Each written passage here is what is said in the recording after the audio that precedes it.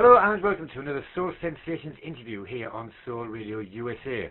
Today I am with singer, songwriter and producer Steve Salvari. Hello Steve. That's Salvari to you, son. Sorry, mate. It's me jolly accent. Yeah, I know. You guys need help up there, man. All right. I got you in trouble already. I will call you Steve Salvari from now on. That's me. That's you. I tell you something. It's took a long time for us to get organised for this interview, isn't it? It's took us ages. Well, yeah, it's taken a while, but nothing happens before its time. True. Well, I tell you what, I'd like to go back a bit, go back to your roots, if that's all right. So, that's fun. Yeah, would you like to tell our listeners about your roots, where you were born, and what was your childhood like? I was born at an early age, about 9 months, as it happens. And I was born in Trinidad. Right. My mother was a teacher, and my dad was a trainee pharmacist.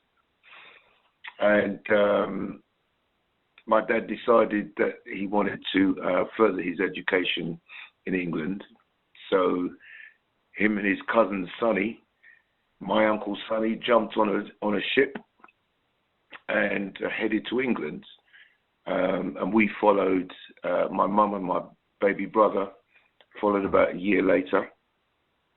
We settled in England. And here I am. You've got a bit of a Cockney accent there, haven't you? Say again? You've got a bit of a Cockney accent. Yeah, that depends on what mood I'm in. But at the moment, I'm kind of chilled. So I thought I'd have you talking with a slightly Cockney accent. Cockney accent. But I could talk like this if you like. I mean, No, I think we'll stick with the Londoner. Was any of your musical? Was any of your musical family? Was any of your family musical?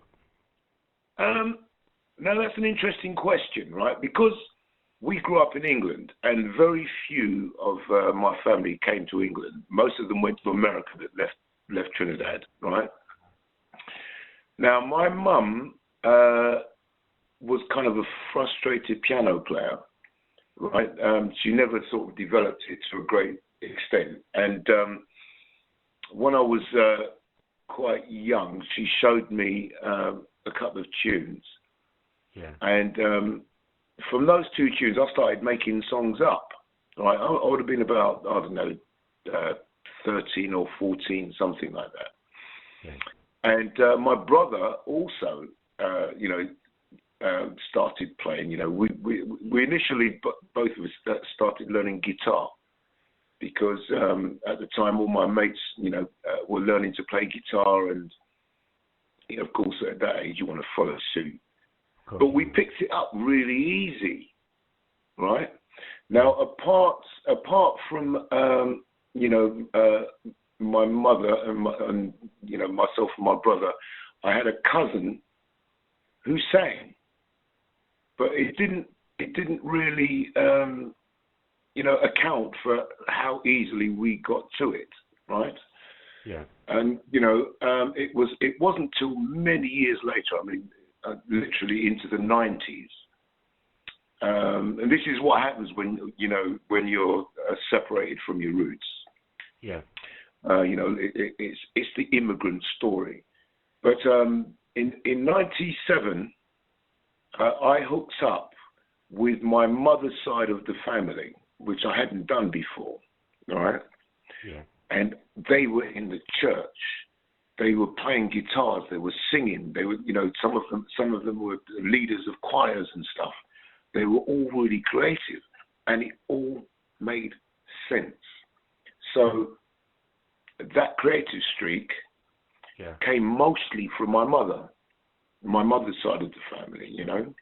Yeah. However, I will tell you that one day when my dad didn't know I was in the house, I was lounging around upstairs, sleeping, he'd come home early from work, and he'd gone to the piano, and he was picking out a tune, right, with one finger. I heard the piano go off, and I snuck downstairs, and there was my dad picking out a tune without making a mistake. Wow. Right, with one finger. Yeah. So, you know, I think most of it came from my mother's side, but I think on my father's side there was a little bit going on as well. So, as a child, which artists inspired you? Who did you listen to, or who did your mum listen to? Well, you know, my parents had very eclectic tastes, you know, especially my father. And, you know, he would tune into Radio Luxembourg. Now, of course, you know, we had the Calypso thing going on. Yeah. And for us expats, the Calypso was very important because it carried news from Trinidad, you know. The Calypsos were a way of telling what's going on in our country. And, you know, the Trinidadians are very, very politically minded, and you know, politically minded and educationally minded. So the Calypso was, you know, an important way of keeping up what was going on in their country while they were away. But as I grew, you know, the Beatles happened. The whole sort of 60s thing started to happen, but before that, you know, my dad would listen to jazz, you know, big band, you know, and you know, he loved Sinatra, he liked Elvis Presley, you know, so there was all this, you know, these different influences going on. But then the 60s hit, and you know, I was a small child, but when the Beatles happened, man, it was like nothing on earth. Before that, you had Frank Ifield. I remember you. Yeah. You know, and the Shadows. Yeah, it was all good. We all liked it. But then, when you heard that stuff, it was the real deal. It was something that the kids could really identify with. Yeah. And I put that, you know, you know, my wanting to play an instrument down to that thing, right? Now, later on, you know, as it got towards the mid-60s and stuff, you know, Hendrix turned up. Yeah. And, you know, of course, you know, the Motown thing was going on. It started to happen around the mid-60s. And, you know, we all loved that. And then, you know, as I got a little older, into my early teens, into my mid-teens and stuff, the funk thing started to happen. You know, Sly and the Family Stone, man, Mandrill, Stevie Wonder. Oh my God, you know, it was a great time to be alive with music, right? Yeah. But also, you know, I was influenced by the Beach Boys, what they were doing. You know, there was so much music because the music that started happening around then hadn't been heard before. It was all new and very exciting. Yeah. And you know, we just wanted to play. So, you know, I was learning guitar, and I was learning piano, and I was learning to play drums, and I was learning to play bass. And all of these things in my later life were a great influence on how I approached songwriting and arranging and stuff. There was another guy, Diodato, Emir Diodato. He did a series of albums back in the 70s and stuff. One album in particular was Very Together, and his arrangements and the way he used the synthesizer and stuff, you know, it's very influential on me. So, how did you start your musical career? How did it all come about? Well, you know, we were playing music at school, and you know, as normal, you had a little school band, which didn't amount to much. But when I was about 19, I think 18 or 19, my best friend, who was a singer, my friend Joe, he saw an advert in a window in Finsbury Park advertising for a singer. And we were pretty much inseparable in those days, right? So he wanted to go, so I went with him.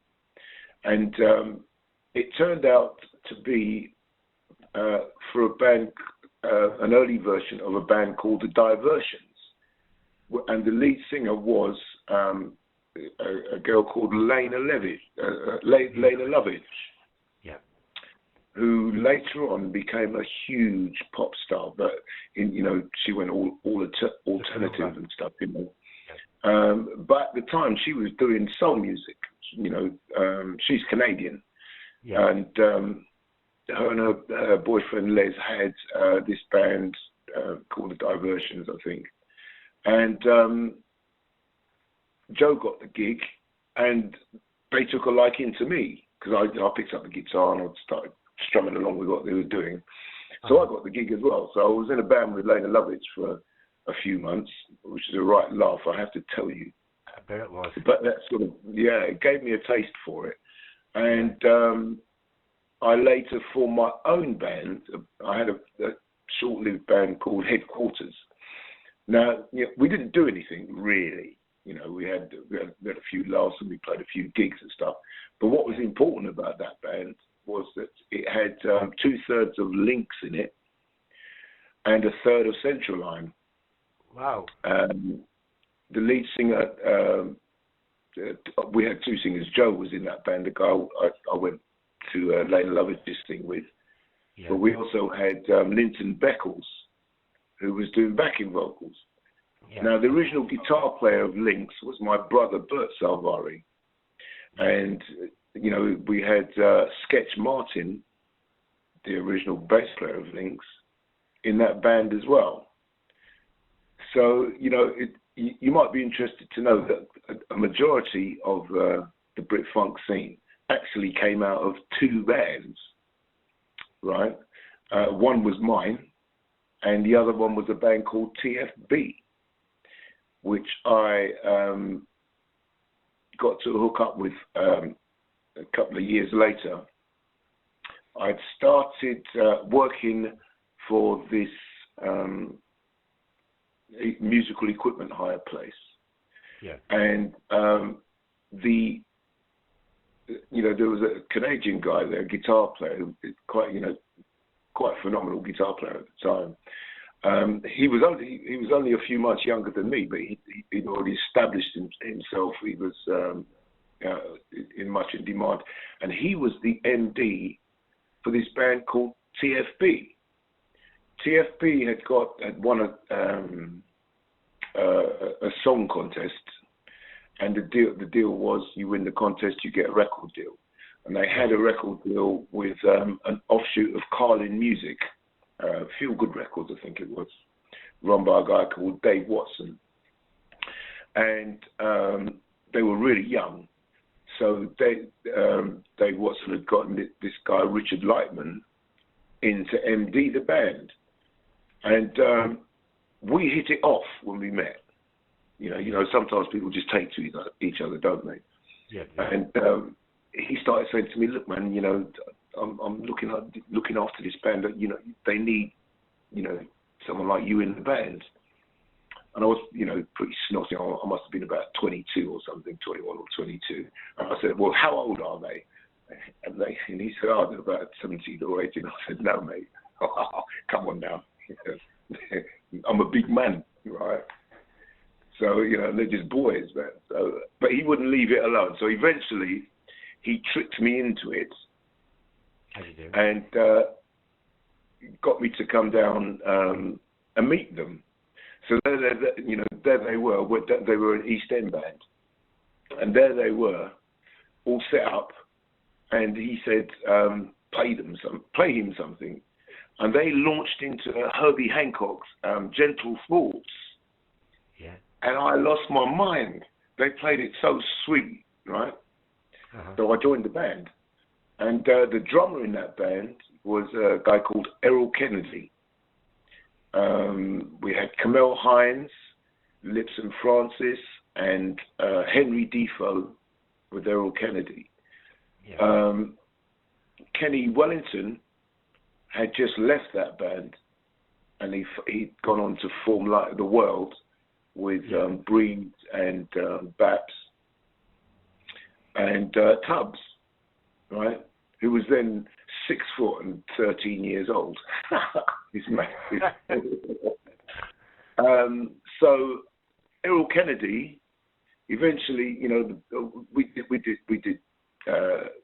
played together for about a year, and then the band broke up, and Errol Kennedy left that band, and he went into a band called Midnight Express, which was a short-lived band.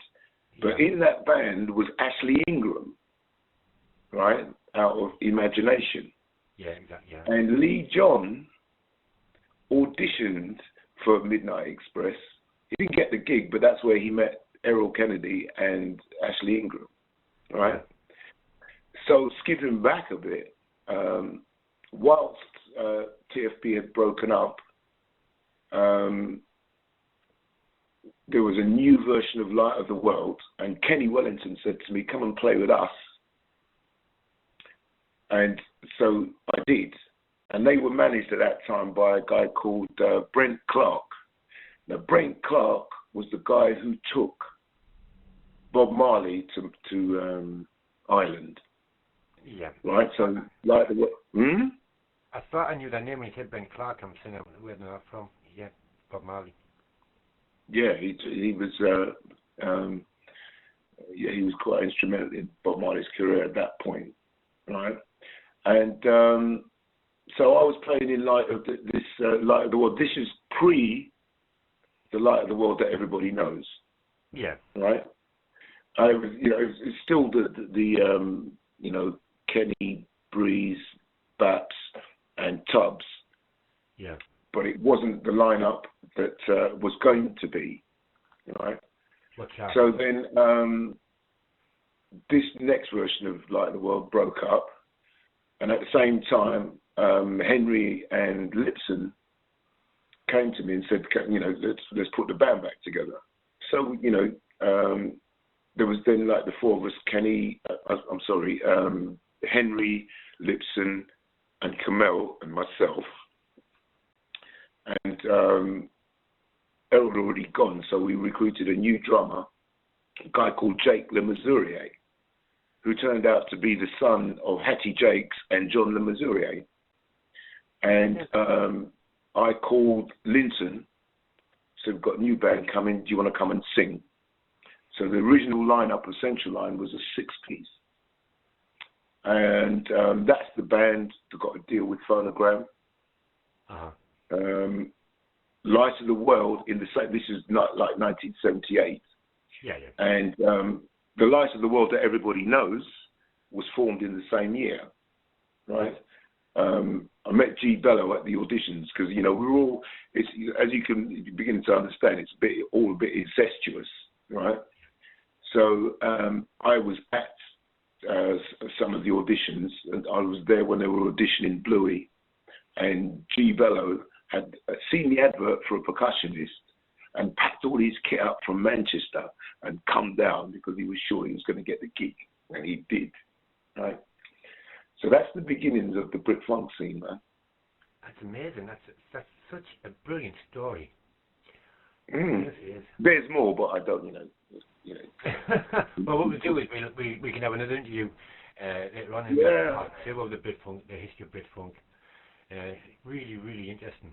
Well, I'll tell you what we're going to do now. We're going to have a little break from music. Mm-hmm. Right, we're going to play some of your tracks that you've been associated with the band Central Line, and also some of the bits and bobs as well. Stick around, and we'll be back with you in about 15 minutes' time. Okay. Great stuff. Cool beans. Hello and welcome back to part 2 of this brilliant interview with Steve Salvari. Say it right that time, Steve. And the history of the Brit Funk era. Right, Steve, welcome back, mate. Hey, mate. Alright, so, what do you prefer? Do you prefer, or I'll tell you the way to do it. What came first, singing or songwriting? Or which do you prefer? Well, the songwriting really. I learned, as I said, my mother's taught me a couple of songs, Yeah. and I started making stuff up, pretty quickly. So songwriting came first. This album is my first solo album. It's the first album, at my magnificent age. My voice turned up about 4 or 5 years ago. I'm not even kidding. You've heard Golden Lady by now. Yes. I was planning on doing it because I know a lot of people. Yeah. And I was going to do this album of covers featuring some of the people that I knew. Oh, that would have been good. Yeah, I might still do it sometime in the future. Yeah. But my friend Patrick McLean from High Tension was in the studio with me, and he knew that I was doing this arrangement of Golden Lady. Yeah. And he'd heard it at its basic stage, and so when he came over to see me, he said, "How's it going with that song?" And I said, "Oh, this is what I've done with it, right?" And as it was playing as an instrumental, I started singing along to it, scatting and stuff. Yeah. And he looks at me and said, "You know what, Steve, man, you should sing that tune, I'd already got a well-known person to start sketching out the vocal. Yeah. And I played Pat, his version, and he quite liked it. But he'd only sketched it, so there were great gaps in it and all these kind of bits. And I started singing along to it. And Pat said, "Steve, man, you need to sing this tune, And I was like, "Nah, not really. I want this guy to do it." I wasn't really confident about my voice because it's not the usual type of voice, I suppose. And anyway, when he left, I thought, let me see. So I sang it, and when I listened back to it, I thought, you know what, it sounds all right, And that was 4 or 5 years ago, and it led to this album. Yeah. Because I got more confident, with singing lead. Yeah. I had no problem doing backing vocals, all that kind of stuff. But being a lead singer is a completely different world, Oh yeah, of course it is. Yeah. And it exposes you to a whole different world as well, right? Yeah. So it was quite a big leap for me to do it. Yeah. Is it true you were once a keyboard player for Junior Walker and the All Stars? How did that come about? Yeah. Went on tour with him and Martha Reeves. Oh right. Back in '88. I can't remember how long the tour was, but we went from south to north and back again. Yeah. And it was Junior Walker and Martha Reeves on the road, and it's great, fantastic. That would have been like the Northern Soul scene, wasn't it? You would have been doing Cleethorpes and places like that. I'm sorry, what? Would that be like the Northern Soul scene, where you're doing Cleethorpes in places like Scarborough? Yeah, we did do Scarborough, but it wasn't just the Northern Soul scene. We played, we played down south. Yeah. One particularly memorable gig was in West London. I mean, because that man could play, and he had a great voice, and he was really like, it was off the hook. He lay on the floor, blowing like nobody else, right? And a man walked onto the stage and dragged him off by one foot. Yeah, dragged him off by one. It's part of the act, you get me? Oh, right? yeah. Dragged him off by 1 foot while he was blowing the house down. They went absolutely nuts, right? Wow. It was a pretty decent tour, and he was a great guy, man. Yeah. I would have loved to saw that. Right. And Master Reed was, you know, on point as well. You know, we didn't do the entire tour with her. Most of it was with Martha, but he did offshoots because obviously, you know, when people found out he was in the country, you know, there were spontaneous gigs. People would say, "Can you come and play here?" And if it fitted in with his schedule, he'd come and play. You know. That's also the same with the Motown things when they come across here. Like one venue will get them, and then people hear about it and go, "Oh, right, I've got this date spare, and you've got this date spare," and before you know it, they'll go full calendar. Yeah. You know, that's what happened with Junior. It was highly enjoyable. No, excuse me. You've worked with a host of artists: Palmer, Natalie Cole, Ruby Turner, Chaka Khan, Billy Ocean. What I would like to know is, what was it like working with Donny Osmond? In which tracks were they?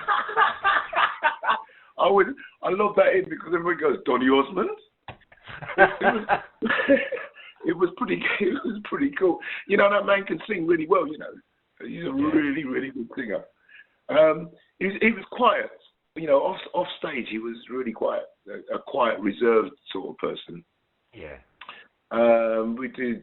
I was doing some TVs with him, and you know, we jammed live on occasion. You know, I have to say this, right? That sometimes I have to pinch myself. You know, because you know, as a young person, you see these people on the telly, and it never occurs to you in a million years that you would be on the same stage with them. You know, this happened time and time again. You know, I remember being in a restaurant in Rome with Robert Palmer, and he's sitting across the table, looking at me, saying, "What you got for me?" And I'm looking around this restaurant. It's a really expensive restaurant, right? And there's Robert Palmer sitting across it, you know, and I'm thinking, you know, am I on drugs? Is this really happening? You know, yeah, it was quite an interesting time. It can be surreal sometimes. That happened to me. Like I was invited over to Hollywood for the Paving Stone ceremony for Holland Josie Holland, and this hotel, really posh hotel. I forget the name of it now, and we had the meal. And I was actually 3 foot away from Stevie Wonder. Oh man! And I'm like, I can't. Is this really? You know? And you pinch yourself, and you're like going, yeah. What? So it's like, you know, you just can't believe it. You know, but there are words. You know, I haven't met Stevie, unfortunately, but I will. Oh yeah. Come across to LA with me next year, mate. You're more than welcome. Me, you, and Skyler. Me, you, and Skyler Jet will go across to LA next year. Yeah, it sounds like a plan, man. Right. Easy one for you. What year did you form your company, Moondance Music, and why did you decide to do it? I think I formed it in the mid-90s, I think. Yeah. You know, I'd gotten to a certain age, right? And if you haven't made it by the time you're 30, you're not going to, right? As a performer, right? That was my attitude. Actually, no, it was. Yeah, I formed Moondance Music around the mid-80s, but a bit mid-90s. But at the end, towards the end of the 80s, although I was doing all this stuff with various artists and all that kind of business, it was always as a backup guy, you know, I was on keyboards or whatever it was. And I gave up any aspirations of being a star myself, if you like. And the technology was beginning to come in. Yeah. And one of my good friends, JJ Bell was a fantastic guitar player, and he played with just about everybody, Pet Shop Boys, Chrissy Hines, everybody, you know, that's him on Pull Up to the Bumper with Grace Jones. You know, that guitar is him, right? Wow. And he'd gotten into the technology, and I saw what the possibilities were. So I started to learn, music programming and stuff. And that eventually led me to form a production company. And, you know, it's gone on to what it is now, you know. Uh-huh. So would you like to, because I came across this, well, I was a funk DJ like in the 90s, well, that's actually earlier than that. I was doing Portsmouth, so it'd be 82. When Intuition Links was out and anything like that was out. But would you like to inform our listeners what the sound of acid jazz is? Because some people might not know what it is. What's acid jazz? It's kind of a retro forward style of jazz, right? You know, with beats and stuff. You know, they've listened to Herbie Hancock and all the contemporaries of that time, and come up with a style of doing jazz. You know, it's funky, it's got grooves to it and stuff. You know, but using those highly advanced chords that the original guys were using. You know, I think the head of that was Eddie Pillar. Eddie Pillar started off this whole thing with acid jazz. He's a great soul fan, and you know, Jamiroquai came out of that. Brand New Heavies. You know, it's people looking back and bringing it forward. If you see what I mean. Yeah, I understand that. Yeah, I know where you come from. Yeah. Right. Oh, he's the biggie. Tell me about your first solo album, I Fly with Dragons. Tell me all about it, mate. Well, as I said, you know, it started with that track Golden Lady. Yep. And I got such a good reception to it. I was shocked. You know, I had like top singers calling me and saying, Steve, I didn't even know you could sing. Because I've always been, you know, a lot of them know me as a backroom guy, you know, producing people and, you know, I did a couple of development things and stuff. So they've always known me as a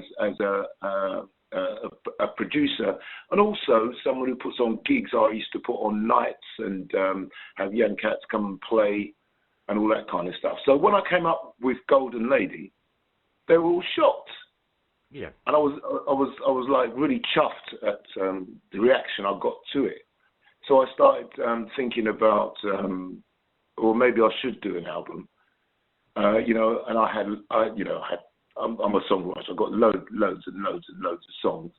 You know, I had a couple of albums out in Japan in the late 90s. I had other people singing, but one album I did, the first album I did in Japan, did really quite well. And, you know, I was just honing my production skills and, you know, my writing skills. And it was quite encouraging. But I'd never done, you know, I'd never done anything with me singing lead. And I quite got to like my voice. Yeah. So I decided to do this album. And it's kind of, you know, there's a lot of different influences on there. Yeah. You know, it goes from straight out and out funk. I did a sort of rock funk version of Superstition. Yeah. And you know, there are sort of old school kind of soul vibes on there, and you know, jazz funk kind of ideas and stuff on there. You know, it was really bringing a lot of the influences that I've had in my life to fruition on this first album. Yeah. So is this album available now, or is it due for release, or is it out now? You can get it from my website, stevesalvari.com. He said plug. And plug away, mate. Yeah. And it will be available in a new format soon. Great stuff. Right, so looking to the future, apart from the new album, what have we got lined up? Anything in the pipeline that we should know about, or can we know about?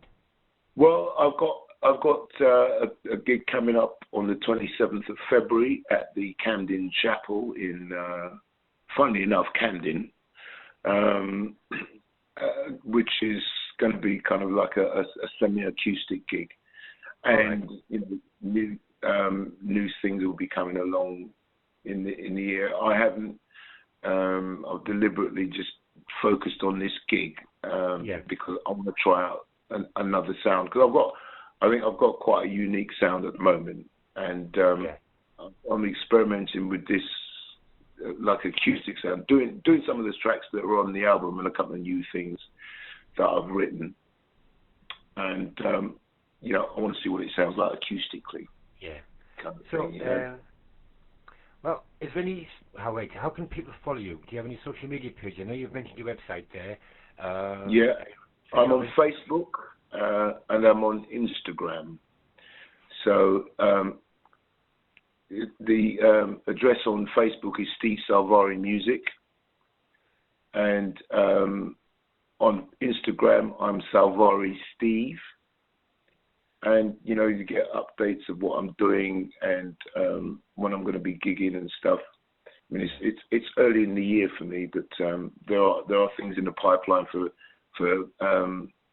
gigs to come up through the year, which I'll announce as they arrive. And I hope you tell me first. Certainly will, Steve. Right, finally. With a name like that, how could I fail to let you know? Exactly. Steve is a great name. It's an absolutely brilliant name. Finally, is there anybody you'd like to say hello to or thank? If I did that 2 hours later.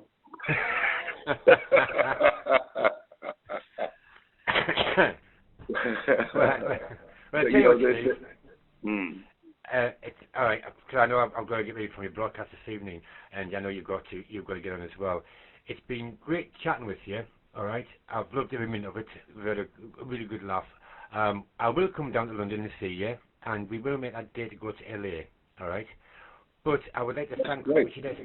I'd like to thank Richard S. Barnett for joining the dots, Mr. Connector, because I think it was Richard that got me and you together initially, wasn't it? Yes, it was Richard. Yes, yeah. Mr. Hookup. Mr. Hookup. Yeah. Mr. Hooker. By the way, the one I remember, Richard sent me a link of you interviewing Princess.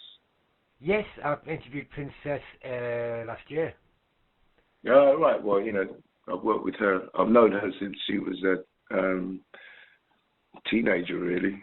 Wow. Well, I tell you what, when we get down there, right, when we really get down there, we'll all just get together and we'll go to a restaurant and take it over. How does that sound? Sounds fantastic, mate. Yeah, we'll all just invade Camden. Yeah, any excuse to get drunk and cause a nuisance. That's the one, as long as you don't get arrested. Well, that good. Watch out for the whiskey and vodka bottles. Right, Steve. Steve, once again, mate, many thanks. It's been great. And I'll chat to you soon. Yeah, man. That's all good. Cheers, mate. Thanks very much. Yeah. Thanks for talking to me. It's been brilliant, Steve, mate. It's been great. My pleasure. All right, mate.